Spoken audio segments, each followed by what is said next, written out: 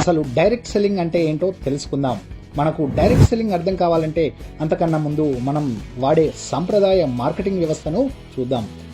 ఈ వ్యవస్థలో ఒక ప్రోడక్ట్ కంపెనీలో తయారై డిస్ట్రిబ్యూటర్స్కి, అక్కడి నుంచి హోల్సేలర్స్కి, అక్కడి నుంచి రీటైలర్స్ ఆర్ సూపర్ మార్కెట్స్కి వస్తుంది. అక్కడి నుంచి మనం అంటే కస్టమర్స్ తీసుకుంటాం. ఈ ప్రాసెస్లో 30 రూపాయలకి తయారైన ఒక ప్రోడక్ట్ మన దగ్గరకు చేరేసరికి 100 రూపాయలు అవుతుంది.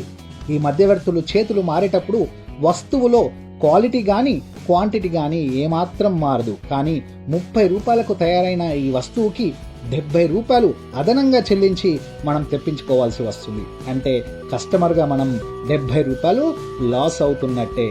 ఇక్కడే డైరెక్ట్ సెల్లింగ్ యొక్క ప్రాముఖ్యత కనిపిస్తుంది. డైరెక్ట్ సెల్లింగ్లో ప్రోడక్ట్ మధ్యవర్తులని తీసేసి కంపెనీ నుండి డైరెక్ట్గా కస్టమర్స్కి చేరవేయడం జరుగుతుంది. మధ్యవర్తులకి యాడ్స్లో నటించే హీరో హీరోయిన్స్కి ఇవ్వవలసిన ఆ 70% ఆదాయాన్ని ఇప్పుడు ఈ డైరెక్ట్ సెల్లింగ్ కంపెనీస్ కస్టమర్స్కే అందిస్తాయి. అందుకే ఈ వ్యాపారంలో కస్టమర్సే డిస్ట్రిబ్యూటర్స్ మరియు అడ్వర్టైజర్స్గా మారి మంచి ఇన్కమ్ సంపాదించగలుగుతారు. మనం చేయవలసిందల్లా కస్టమర్స్ యొక్క నెట్వర్క్ని తయారు చేసుకోవడమే. నెట్వర్క్ యొక్క శక్తి అర్థం కావాలంటే ఈ ఒక్క చిన్న ఎగ్జాంపుల్ని చూద్దాం.